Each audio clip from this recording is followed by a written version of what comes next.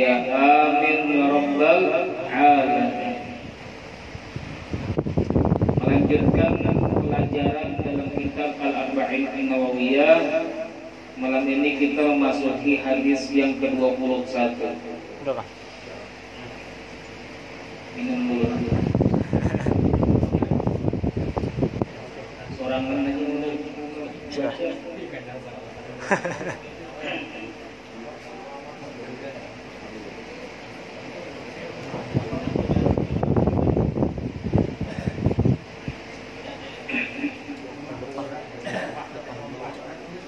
An Abi Amr wa qila Abi Amrah Sufyan bin Abdullah As-Saqafi.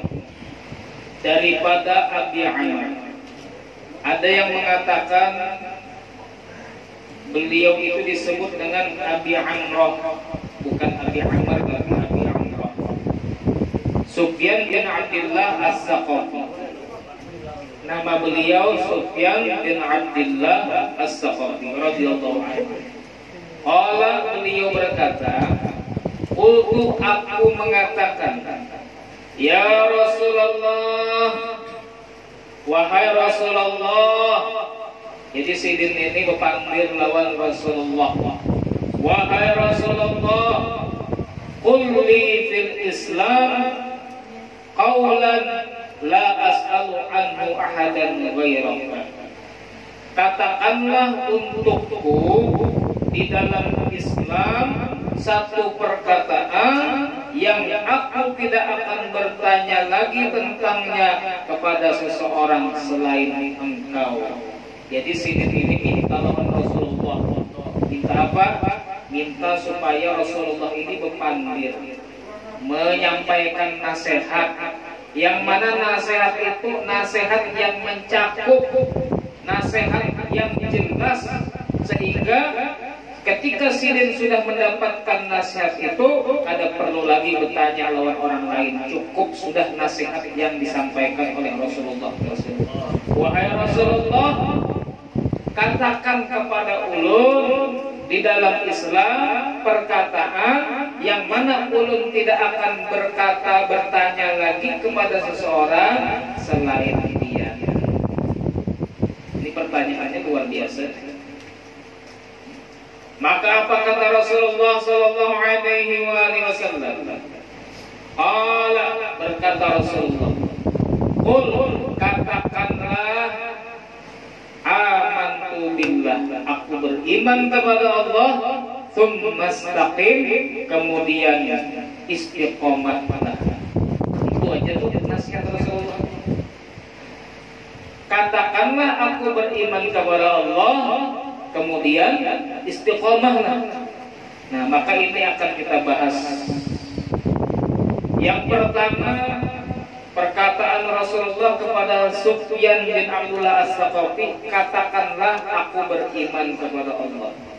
Jadi maksudnya, hendaknya engkau, wahai Sufyan, memperbaharui iman engkau dengan lisan engkau dan dengan hati engkau.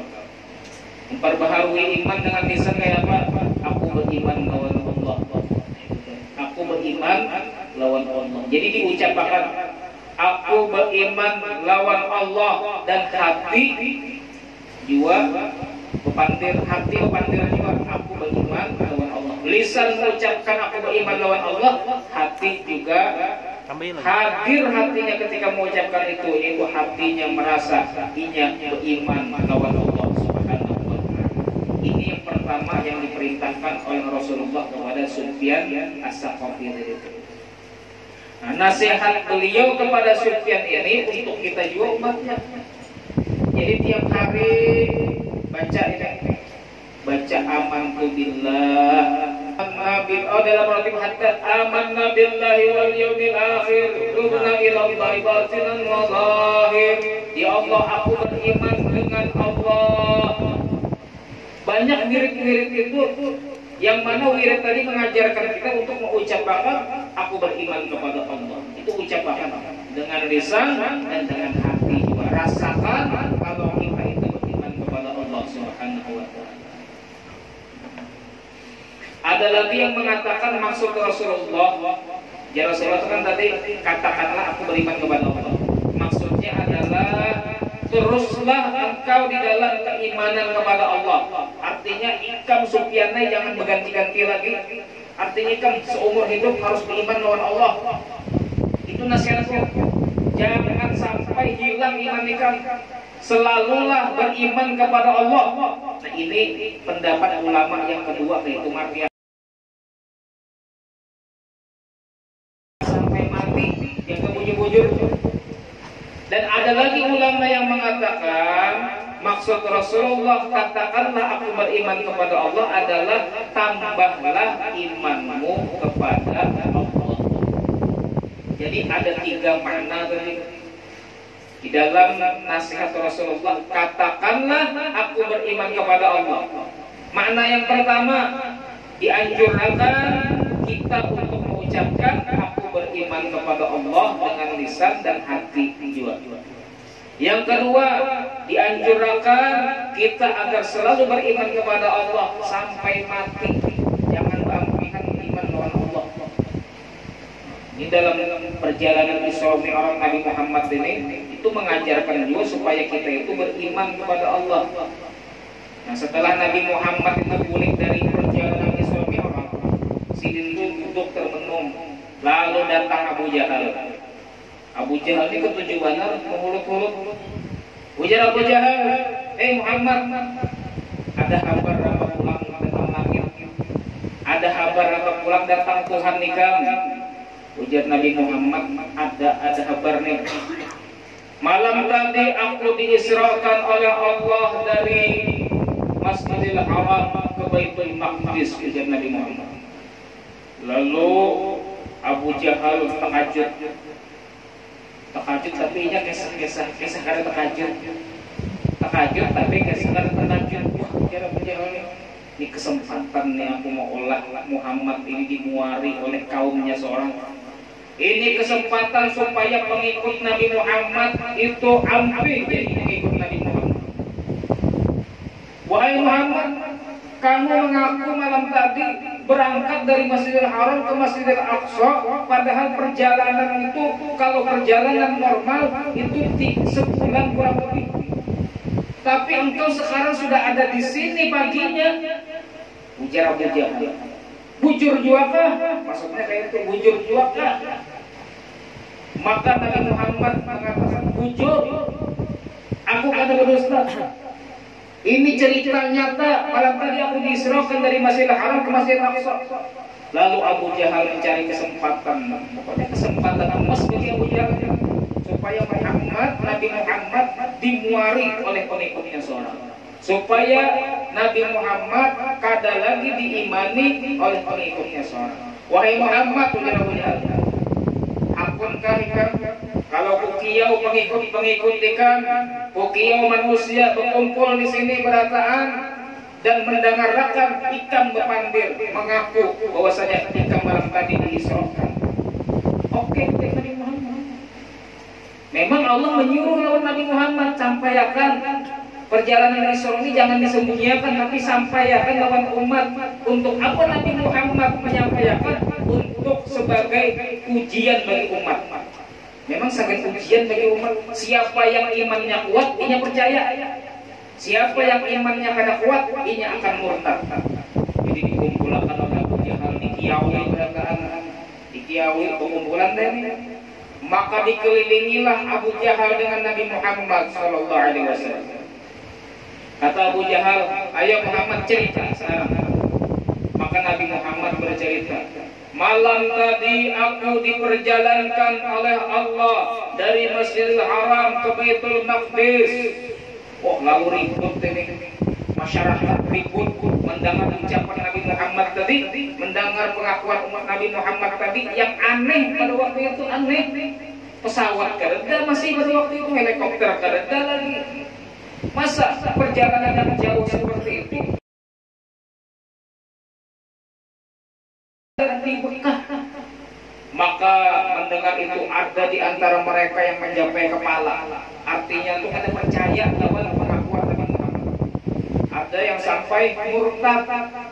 Jadi banyak di antara mereka yang murtad sudah masuk Islam padahal, tapi murtad ada percaya lawan pengakuan Nabi Muhammad sallallahu alaihi wasallam. Nah, ini imannya putus. Padahal beruntung benar sudah masuk Islam, maka Nabi Muhammad yang Islamkan beruntung benar sudah, ternyata ujung-ujungnya putus daripada iman. Nah, jangan sampai ini putus kita daripada iman.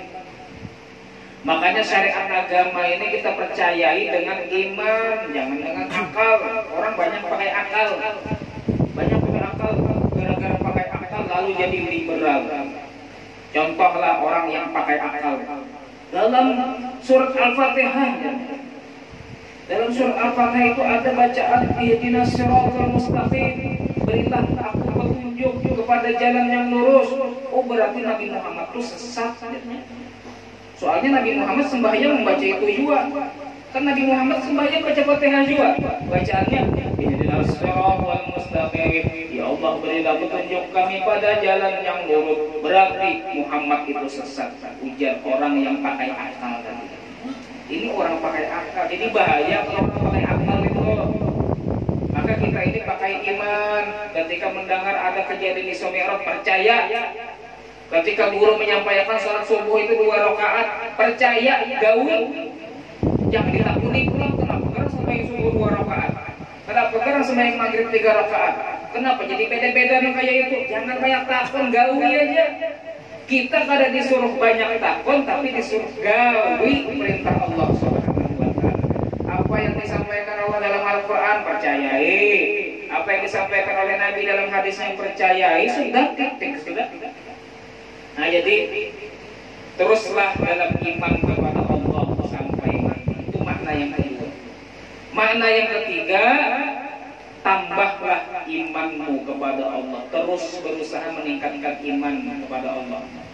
Kayak kita dengar dalam Al-Quran. Ayyuhal hadirun, masyarakat muslimin rahimakumullah. Marilah kita terus tingkatkan iman dan takwa kita kepada Allah Subhanahu wa taala. Ajak kita untuk meningkatkan iman kepada Allah.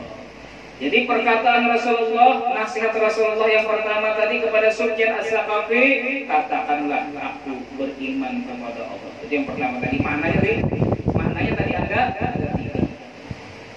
Kemudian kata Rasulullah, tsumastaqim. Kemudian istiqomahlah. Setelah iman ikam itu mengucapkan aku beriman kepada Allah dengan lisan dan hati, ikam terus beriman kepada Allah, berusaha terus beriman kepada Allah sampai mati, dan ikam terus menambah iman kepada Allah. Setelah itu istiqomahlah. Apa maksudnya istiqomahlah ini?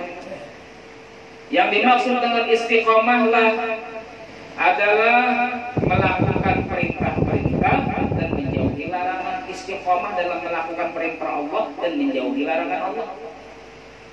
Jadi sembahyang digawe sampai mati, puasa setiap bulan Ramadan gawe terus sampai mati. Perintah Allah gawe. Ketika harta pian sampai nisab keluarkan, jangan sampai kada dikeluarkan. Ketika pian wajib bahaji, tulak bahaji, jangan tukar yang lainnya. Duit tadi pakai bahaji, karena ada gantinya pulang. Orang itu kalau duit yang wajib dipakai sedang bahaji, inya berangkat haji, karena ada aja gantinya pulang berikannya.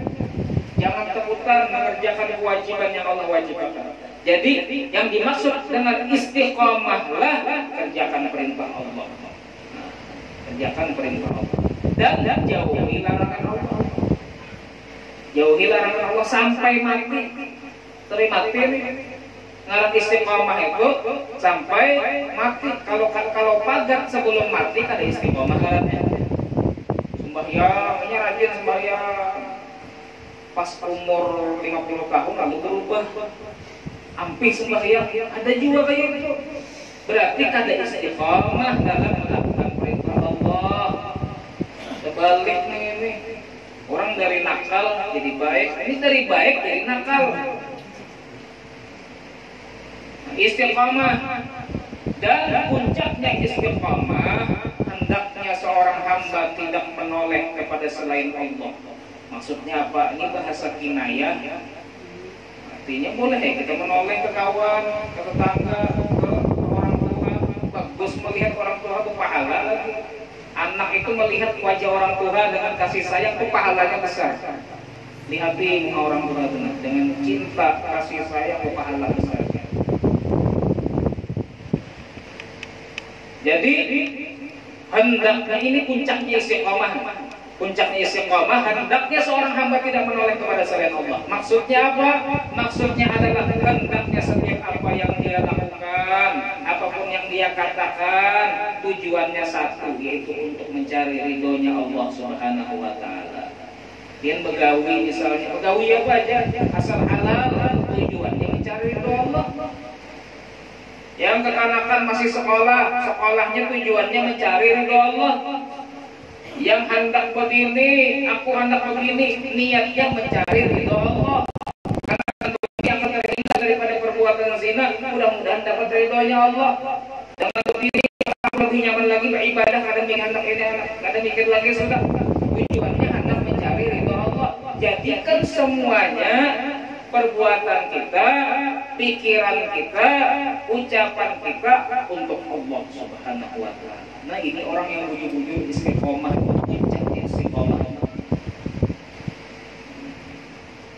Maka sebagian ulama mengatakan tidak akan bisa besar nih orang-orang wali kawan kayak ini nih.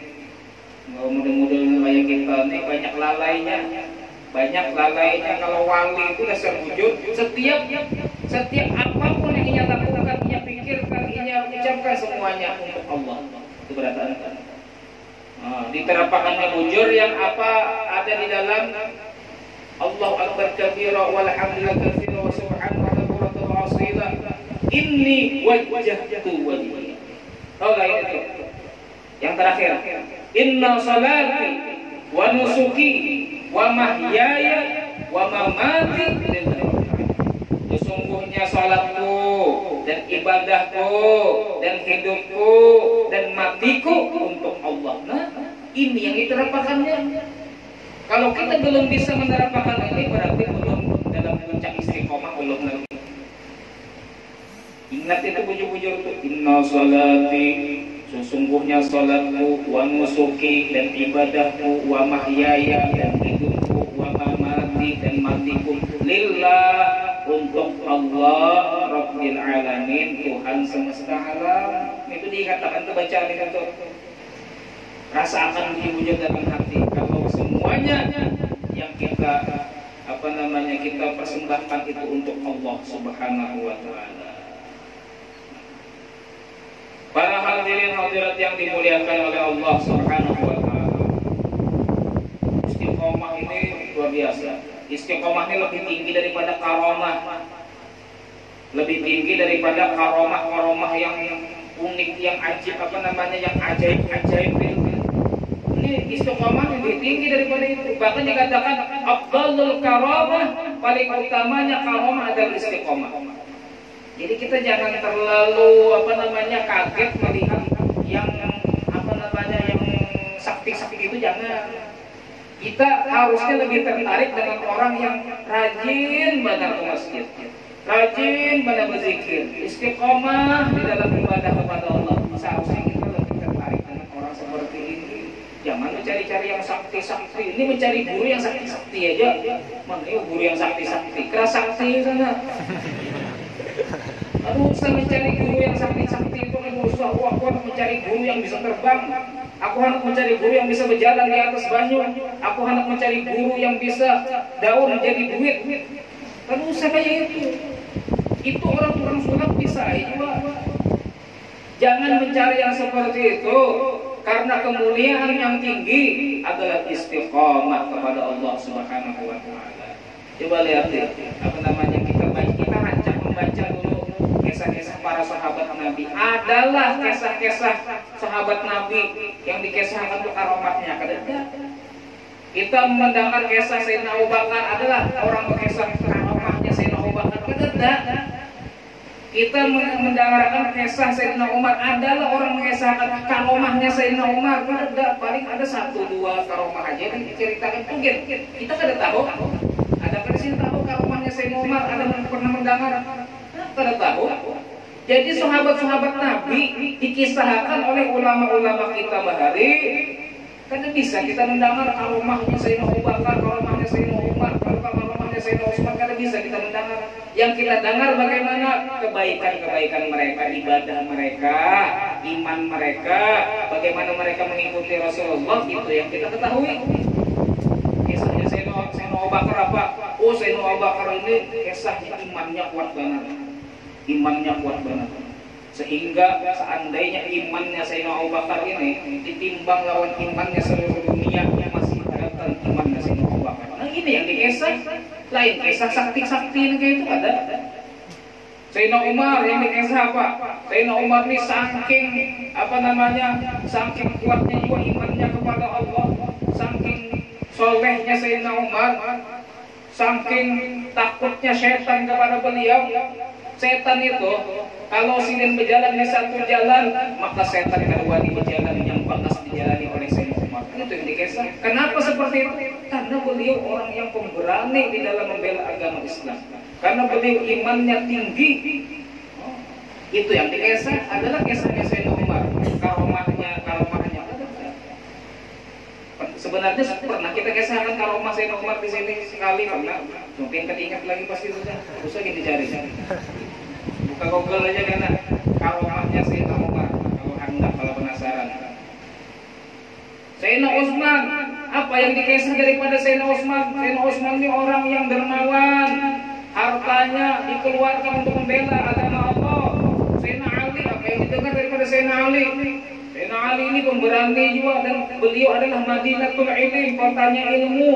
Jadi ilmu terkumpul di dalam diri beliau itu. Jadi kalau hendak bertanya masalah kepada Sayyidina Ali, beliau menguasai tentang ilmu agama. Madinatul Ilm. Kata Rasulullah, "Ana Madinatul Ilm." Oh, apa? Sayyidina Ali ini pintunya ilmu. Pintunya ilmu kata Rasulullah. Kata Rasulullah apa? "Ana Madinatul Ilm wa Aliyun babuha." Aku adalah kotanya ilmu dan Ali pintunya ilmu. Itu yang dikisah, ada kisah karomah-karomah. Oleh karena itu, intinya jangan kita terlalu senang dengan karomah-karomah. Boleh aja kita mendengarkan karomahnya wali-wali, boleh aja, bagus saya juga. Tapi jangan kita langsung hendak nak kayak itu juga tuh. Hendak juga dapat karomah kayak itu, jangan. Orang tuh kalau mendengar kisah Guru Kumpul, mendengar kisah Syekh Saman Al-Madani, mendengar kisah Sayyidah Khadijah, yang bujur-bujur kita perhatikan itu apa gerang ibadah sidin itu, kayak apa gerang ibadah sidin itu, apa yang diamalkan sidin, itu yang kita perlu ingat-ingat dan kita amalkan. Jangan langsung karomahnya langsung hendak.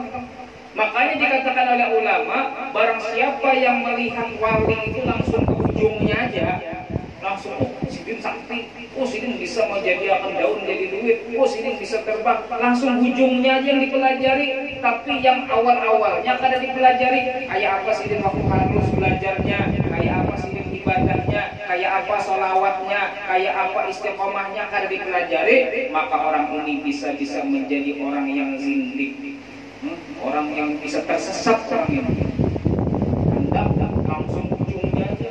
Makanya pian jangan heran ada orang tiba-tiba dulunya preman jadi ulama, tiba-tiba berbulan gana-gana. Ini kenapa kayak itu? Melihat Habib Umar, melihat Habib Umar, bagusnya sidin lah itu juga, padahal belum melewati apa yang dilewati oleh sidin. Sidin waktu harusnya kayak apa? Gerang dulu pegamat, belajar dulu bujur-bujur, mendatangi ulama-ulama, mendatangi wali-wali, mencari berkah kepada wali-wali. Imbah itu apa pula istiqomahnya dengan baca Quran, dalam salawatnya, banyak di dalam ibadah kepada Allah. Hanya jadi ini. Jadi lihati mulai pertamanya, jangan langsung ujungnya aja dilihat.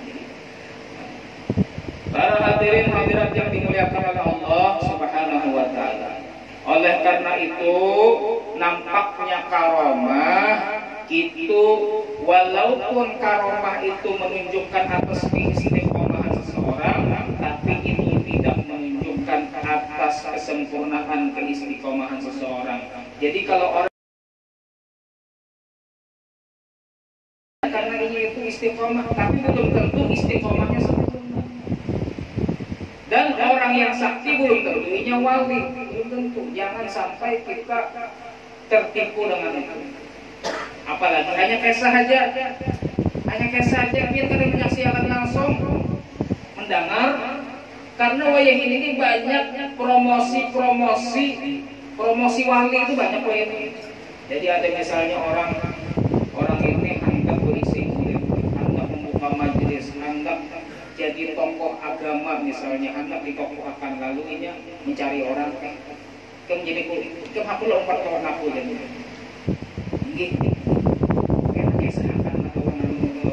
Siapa ikan kata mau lawan orang, kisahkan aja.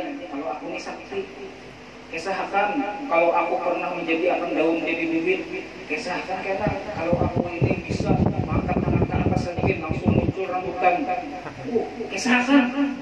Jadi orang tadi kena nongkrong di warung kopi, kisahnya aku isi dulu. Sini ngaramnya rumahnya di sana, lalu ada rambutan padahal ada musim rambutan misalnya. Jangan langsung percaya, ini masih pandiran orang, dia kan langsung melihat apa itu terjadi di hadapan dia. Jadi jangankan kayak itu, pian langsung melihat tadi, jangan langsung percaya kalau itu wali. Apalagi hanya mendengar kisah-kisahnya, yang mana kisah itu belum tentu bujur. Kemudian, nah itulah apa yang disampaikan oleh Rasulullah tadi. Apa tadi? Jadi ini kita ulangi lagi supaya kita paham bujur-bujur. Jadi tadi itu siapa? Abdullah, siapa?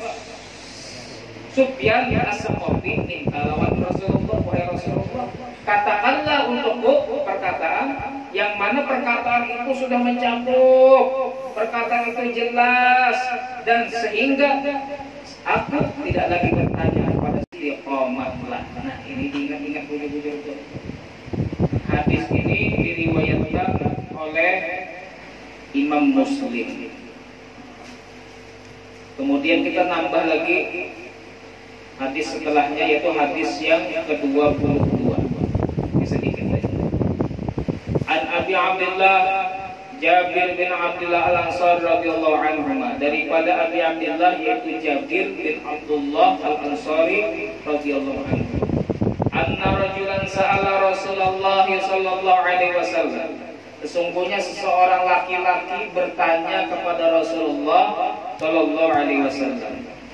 Faqala, maka dia berkata, ara'aita idza shallaitul maktubat, bagaimana wahai Rasulullah jika aku telah melaksanakan sholat-sholat fardu, wa sumtu Ramadan, dan aku berpuasa di bulan Ramadan, wa ahlaltul halal, dan aku menghalalkan yang halal, wa haramtul haram, dan aku mengharamkan yang haram, wa lam azid ala dzalika syai'an, dan aku tidak menambah atas itu sedikit pun, adkhulul jannah, apakah aku bisa masuk surga?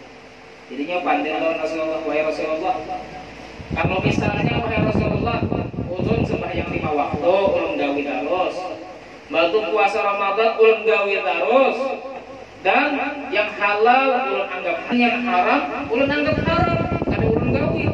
Yang halal ulun anggap halal dan ulun gawi, yang haram ulun anggap haram dan kada ulun gawi. Dan ulun kada melakukan lebih daripada itu maksudnya yang ulun gawi. Sembahyang puasa Ramadan, sembahyang 5 waktu puasa Ramadan, yang halal dianggap halal, yang haram dianggap haram, yang halal digawi, yang kada halal ditinggalkan. Kada lebih dari itu yang ulun lakukan. Apakah ulun bisa masuk surga wahai Rasulullah? Ujar Rasulullah, na'am. Iya ya Rasulullah. Nah kayak itu bisa menyebabkan kita masuk ke dalam. Para hadirin hadirat yang dimuliakan oleh Allah Subhanahu wa taala. Maksudnya masuk surga di sini adalah masuk surga tanpa masuk neraka sebelumnya. Ini ada juga orang masuk surga tapi masuk neraka dulu. Pokoknya setiap orang beriman masuk surga berataan pasti sudah. Cuma ada yang langsung, ada yang masuk neraka dulu.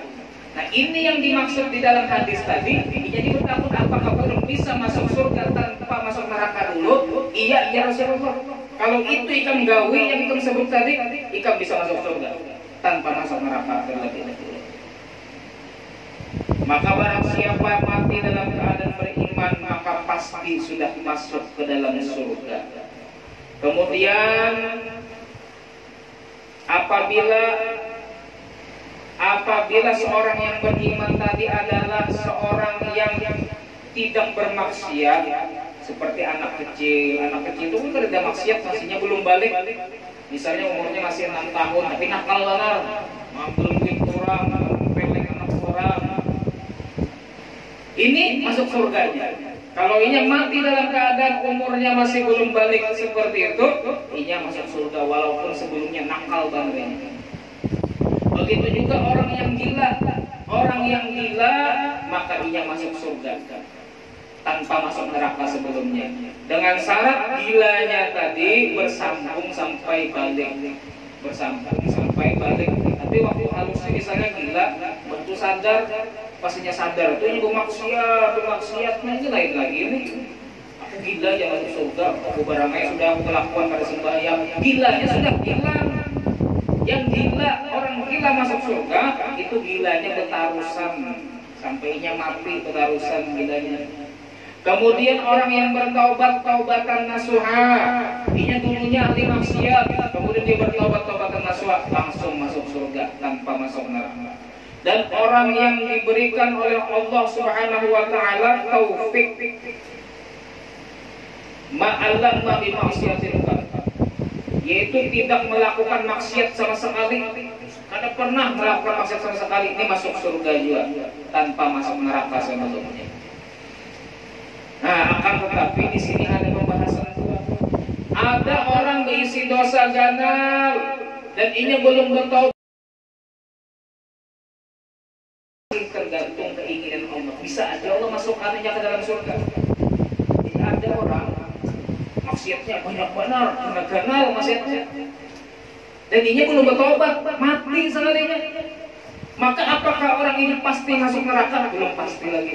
Karena kalau kita masih akan orang masuk neraka.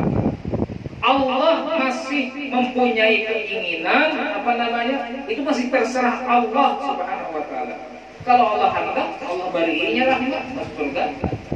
Kalau Allah hendak, masuk hatinya neraka. Jadi kadang-kadang kita ketika melihat orang mati misalnya dalam keadaan masih ada di alam kubur itu bisa jadi ampuni orang banyak. Atau ada apakah karena ada yang mendoakan sehingga diampuni dosanya? Jadi masih ada dalam di bawah kehendak Allah Subhanahu wa taala. Kalau sudah Allah yang berkehendak, ada yang bawa melawan lagi. Allah berkehendak. Allah terserah Allah yang maksud. Tidak ada yang kekal di dalam neraka seorang pun yang beriman kepada Allah. Pokoknya kalau masih ada iman walaupun sedikit, inya kalau masuk neraka pasti karena pada suatu saatnya keluar daripada neraka dan masuk ke dalam surga. Makanya jaga bujur di iman ini. Tapi usahakan tadi iman tambah terus. Jangan aku biar aja sudah. Yang penting beriman aja masuk neraka ada bapak. Jangan. Pikirannya nyaman kalau masuk neraka itu setiap detiknya disiksa terus kerja santainya. Kalau ada santainya misalnya sejam dulu istirahat kawa santai kerja setiap detiknya disiksa terus bayangkan.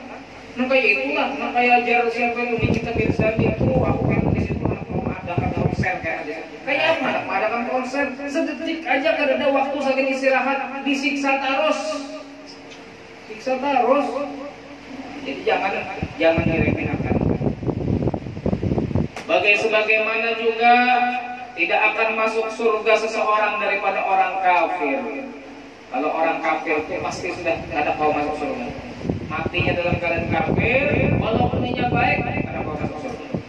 hidupnya di dunia membantu orang terus, kada bisa menyakiti orang, suka bersedekah misalnya, maka orang ini masuk neraka selama-lamanya dan tidak akan pernah masuk surga. Nah, kasihannya lah orang kafir itu, maka selama-lamanya tenang. Nah, inilah keyakinan ahlul haq, ini keyakinan yang benar ini.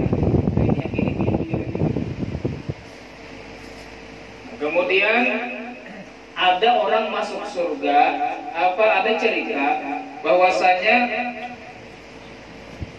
ini bukti masuk surga itu dengan rahmat Allah, bukan dengan amal, bukan dengan amal.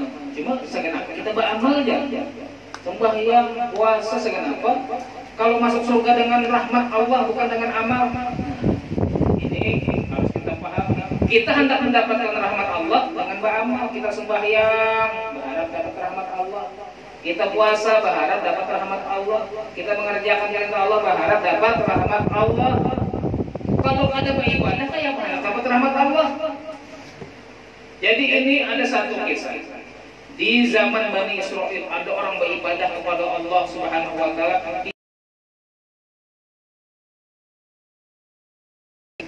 di pulau halus, di situnya sorangan aja berdiam dan tidak ada orang yang mengenalinya sama sekali.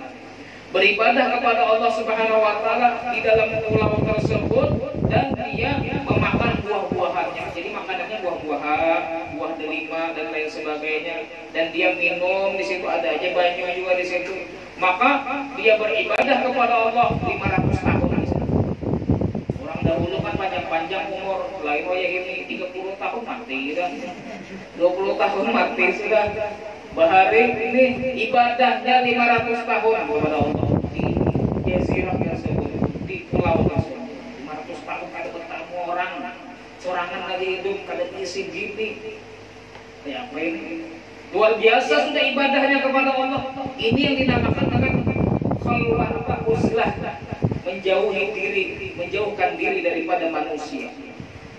Kemudian ketika di akhirat dia ingin dimasukkan ke dalam surga.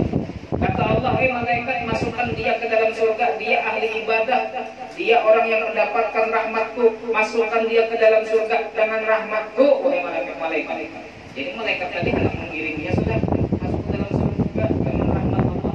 Sekalinya protes dia. Ya Allah, ulun ini beribadah lawan tiang, menjauh daripada orang, diam di satu apa namanya pulau yang kecil, tidak ada satupun yang mengenal saya.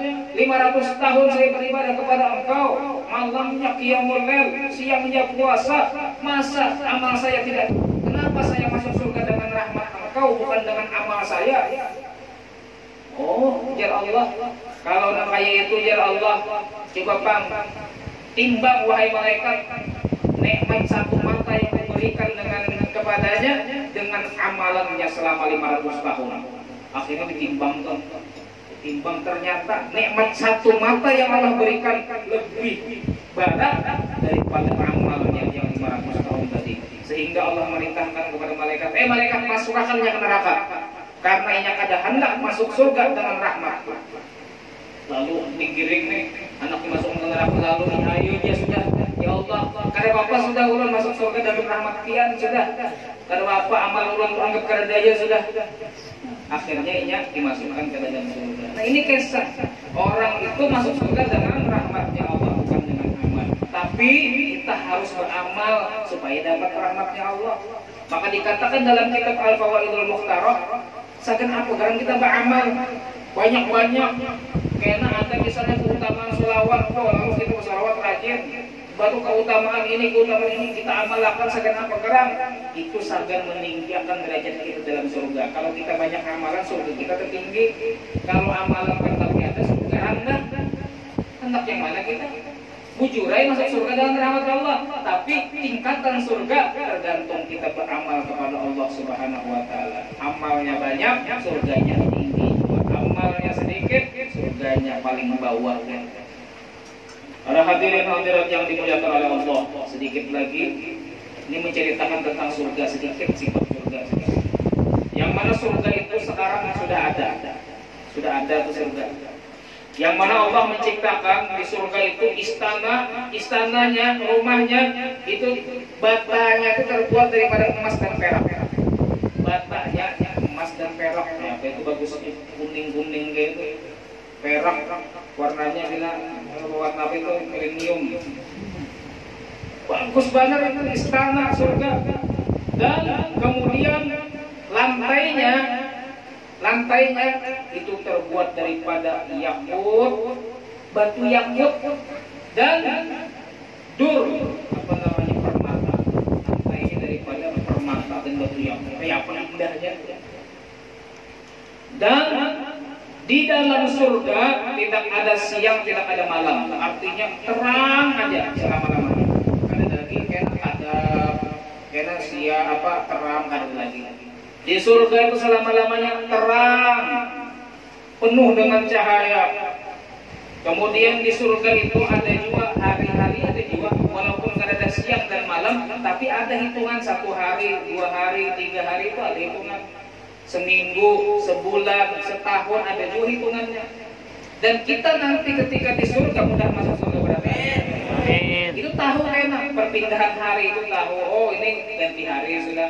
Oh seminggu sudah. Oh sebulan sudah, itu tahu enak kita.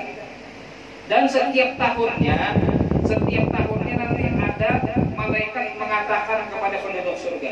Ujar malaikat, sesungguhnya Allah Ta'ala mengajak kalian untuk makan. Dan itu hari raya bagi kalian. Jadi di surga itu ada hari raya juga. Setiap setahun sekali kita berhari raya, dapat jamuan makanan khusus daripada Allah, khusus di hari raya di dalam surga. Oh nyamannya kita di surga, mudah masuk surga berantam. Dan Allah Subhanahu wa Ta'ala ketika menciptakan surga, maka Allah Subhanahu wa Ta'ala mengatakan kepada surga, takallani, surga, pandir kan surga. Di surga bisa pandir juga. Setiap makhluk Allah itu kau pandir, batu kau pandir, setiap benda-benda mati itu kau pandir. Cuma tidak ada suaranya, kayak kita tidak ada. Allah tahu apa yang dipandirkan. Maka surga tadi kepandir, qad aflahal mu'minun, beruntung orang-orang yang beriman. Nah, makanya jaga iman budi-budi, beruntung orang-orang yang beriman. Kenapa? Karena orang yang beriman lah, karena yang menempati surganya Allah Subhanahu wa Ta'ala. Dan dikatakan pula bahwasanya laki-laki di dalam surga nanti akan diberikan oleh Allah kekuatan seperti kekuatan 100 orang. Di dalam apa? Makannya gancang, kayak 100 orang. Kayak Amat tuh. Amat ini masih kayak 10 orang aja masih. Kayak 10 orang aja masih. Nah, kalau di surga lena kekuatan kita makan, gancangnya kita makan kayak 100 orang. Gancangnya kita minum kayak 100 orang. Dan gancangnya berhubungan badan kayak 100 orang. Kalau di sini kan 2 menit, sudah. Nah, kalau di surga itu, kayak 100 orang kekuatannya, kayak penawasnya. Nah, makanya yang belum kawin, lah kasih kawin supaya di dunia merasakan, dia harus merasakan juga. Nah, dan kemudian syahwatnya pula seperti syahwatnya 100 orang. Kalau di dunia kan orang kalau sudah syahwat pun ribana sudah hendakan benar itu. Itu hanya syahwatnya 1 orang. Di surga karena syahwatnya kayak syahwatnya 100 orang diberikan oleh Allah Subhanahu wa Ta'ala. Sehingga kayak apa? Karena di surga itu setelah kita makan minum jambannya kadang kayak apa? Maka di surga karena tidak ada yang namanya bekami, tidak ada yang namanya buang air besar kadang-kadang. Akan tetapi makanan dan minuman kita itu akan keluar berbentuk keringat. Jadi keluar karena keringat itu seperti minyak kasturi keluar daripada badan kita. Itulah keluarnya makanan dan minuman kita melalui itu. Dan ketika seseorang berhubungan badan di surga itu dengan bidadari atau dengan istrinya yang di dunia, kan bisa juga masih bertamu lawan bininya di dunia. Yang mana bininya yang di dunia itu ketika kalau ini berkumpul di surga itu menjadi bini yang lebih pumas daripada bidadari. Dan di situ kan ada lagi yang keluar sperma itu berada. lakiannya kada lagi keluar sperma, biniannya kada lagi, jadi hubungan badan tuh puas-puasnya tuh Bang.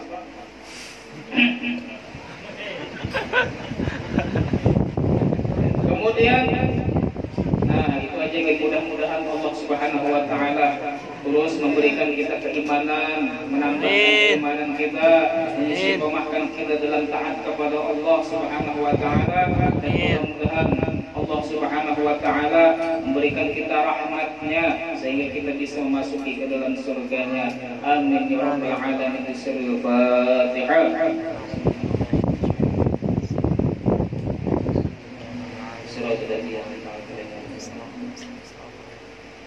La ilaha illallah al-mawjud fi kulli zaman. La ilaha illallah al-ma'bud fi kulli makan. La ilaha illallah al-madhkur fi kulli lisan.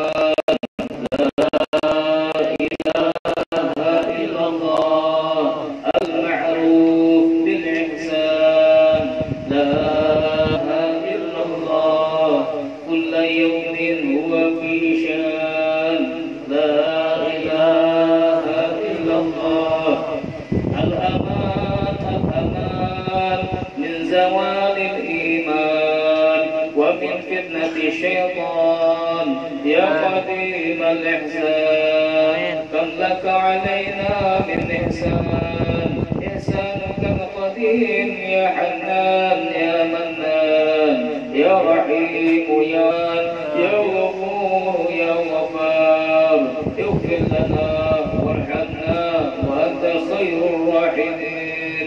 وصلى الله على محمد وعلى آله وصحبه وسلم والحمد لله رب العالمين.